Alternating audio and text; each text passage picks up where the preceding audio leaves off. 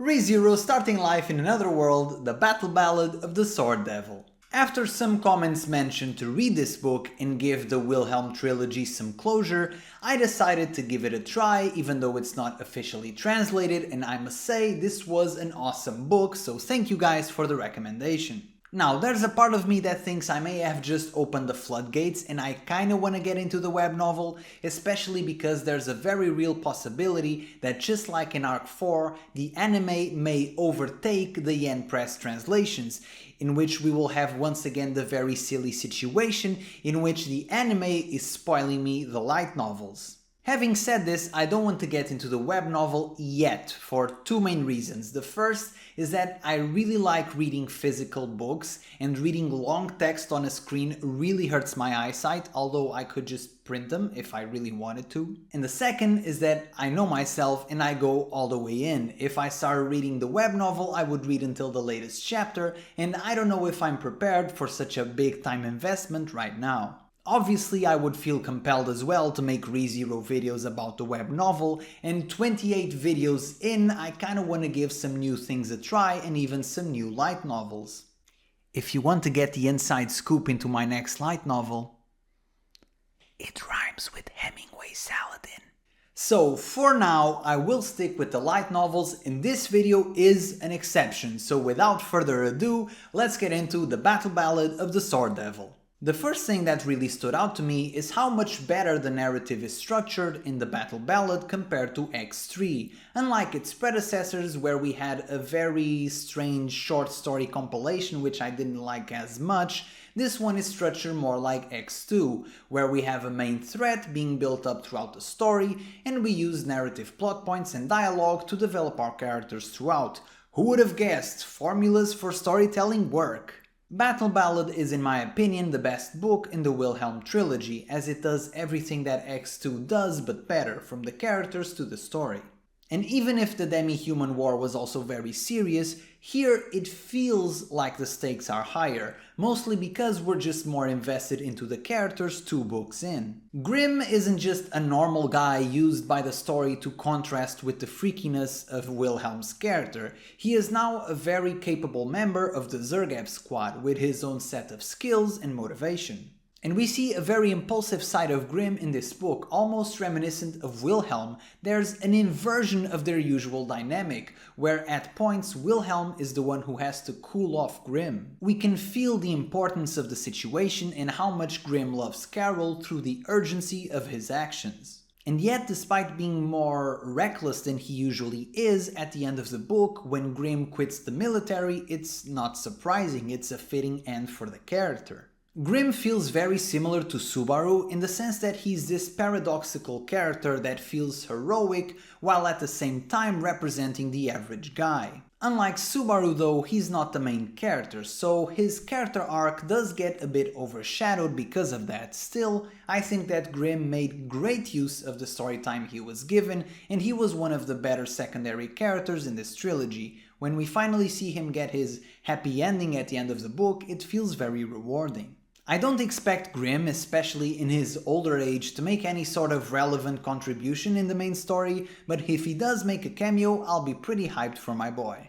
Theresia is also approached from a different angle while still staying true to her character. I previously criticized Theresia for being profoundly selfish and for nobody to really address this issue. For a long time she rejected her own gifts and averted her eyes from the tragedies caused by her inaction, and yet here, even though Wilhelm took over her place, she still seems very willing to grab a sword and help the situation. If it wasn't for her pregnancy, I have no doubt that Theresia would have made very relevant contributions to this situation. She's no longer the damsel in distress that she pretended to be. I did want her character to have some sort of reflection on her regrets though. That seems like a very obvious plot point and a very interesting character introspection. And we did have her meet visions of her past family members, but that was more under the lens of the toll the war took on her. And from the way this was written, it seems that Theresia has reached some sort of closure regarding her own regrets, which was surprising to me. To me, it's a bit silly that the character whose main flaw was lacking agency in her own life ended up being saved in her own dream by the very family members that spoiled her. It's very much in contradiction to what I was expecting and what to me would be the obvious outcome for her growth. At this point in the story, in my opinion, Tapei's biggest flaw as a writer is definitely his female characters. You can't have a character be this feminine, delicate flower that needs to be saved at all costs, and at the same time be absurdly strong and competent. It doesn't make any sense on a logical level, and it makes everyone involved seem either foolish or delusional. And unfortunately, it's not just Theresia. Emilia. So maybe I'm just too pragmatic of a person, but I still can't not resent Theresia for her inaction during the demi-human war. I can't sympathize with her character. And maybe I'm looking at her character through a lens that I'm not really supposed to, but I guess that says more about me than the author. At least you can't say I'm not honest. Even though I love ReZero, I'll still call out the things I don't really like. Besides this obvious flaw in character direction, I think that Theresia is still written much better in this book. She's now noble and kind without coming across as naive as she did previously. So even if I think that some other characters stood out more in this book, I still enjoy Theresia's growth. As for Wilhelm, he's now more mature and not an edgy teenager anymore, so we get to see him have a wider range of emotions and actually be introspective and be able to have interesting conversations that aren't just grunts. Who would have guessed? Obviously, I'm bullying X2 Wilhelm a bit too much, but you get the point. This Wilhelm is much more interesting. In X2, Wilhelm was already very strong, but he didn't come across as courageous. He just came across as single-minded, like he didn't really care. He was, in his own words, a sword, and a sword is simple and beautiful, but it lacks the messiness and the depth that makes it truly interesting, truly human.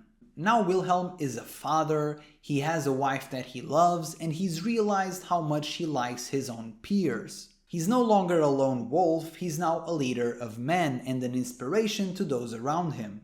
Because he now has more to lose, he's also more aware of his surroundings and much more introspective, as was seen with the visions of Pivot, which makes him a much more compelling main character. He feels truly brave now because he has things to lose, because he has weaknesses and acts despite them.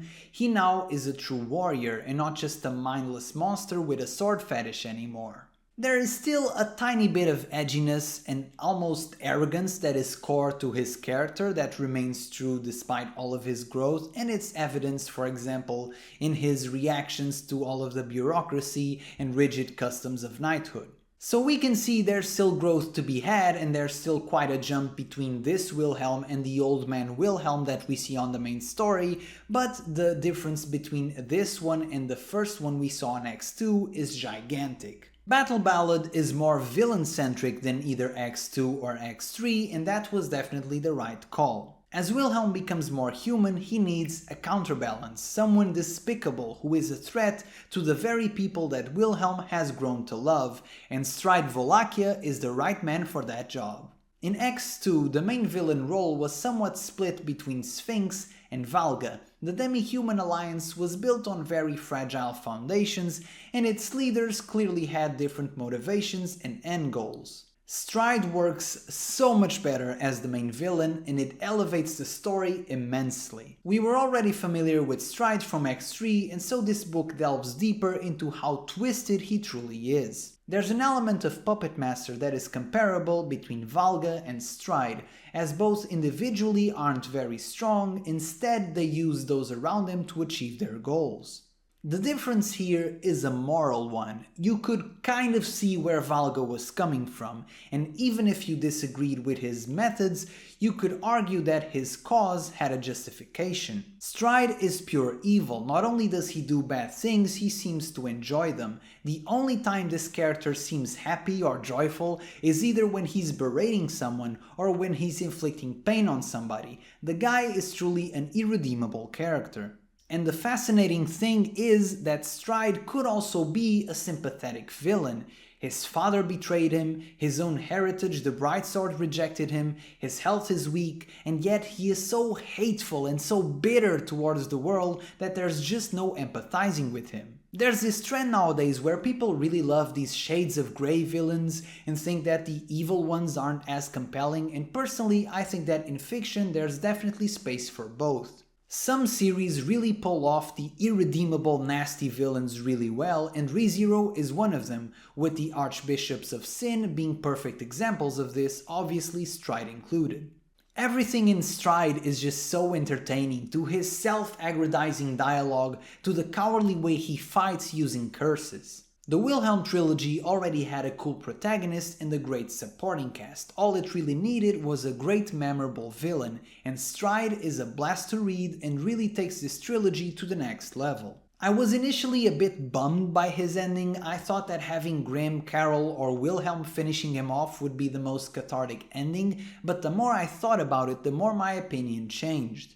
Getting eaten by the dragon that he himself summoned is such a pathetic and almost comedic ending that it fits Stride perfectly. And in getting gobbled up with his wife, he shows that there's just a tiny bit of human emotion in there, showing that he is in fact not a true archbishop. There's just a tiny bit of humanity left in him and he's not as crazy as the others. Now, in case it isn't obvious by now, I really loved Battle Ballad, and I don't want to spin this review into a negative light, but reading this made me lower my opinion of X3 even more. Battle Ballad had such a great emotional and narrative highlights that it made X3 seem even more inconsequential. Besides introducing Stride, I can't say there's really too many memorable things about X3. Looking at the trilogy as a whole, it just feels out of place between two great books. If you're doing a trilogy for the backstory of a character, just pick a vibe. Don't go from civil war to bad father-in-law comedy back to epic climax for the fate of the kingdom. It just makes no sense and feels jarring. I don't know, if I read for example a side story about Otto, I would expect it to be quite comedic for example, but here it just feels strange. Besides that, Stride being recruited as a witch cultist and Volcanica showing up has massive story implications, and I can't wait for this to be addressed in the main story. If I had to nitpick something regarding the ending, I will say that from a tactical perspective, it makes no sense to me to hand over Kurgan back to the Empire, but then again, it makes sense that the king is overly nice and diplomatic, so it kind of fits the story, I guess. And I'm super happy we got to see Clind have actual dialogue. Amazing! There's also a lot of juice to be said about Roswaal in this book, but hey, I have to leave something for the review when this becomes a proper X volume, don't I? And so I'll leave you with this. For legal purposes, I would never approve of piracy or any illegal actions. So, hypothetically speaking, I could have read a fan translation on the internet, and if I did, I would give a shout out to the translator, lorem ipsum verb, but remember, this is just a hypothetical.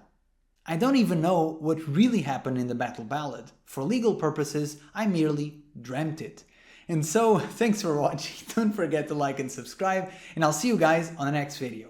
Ciao!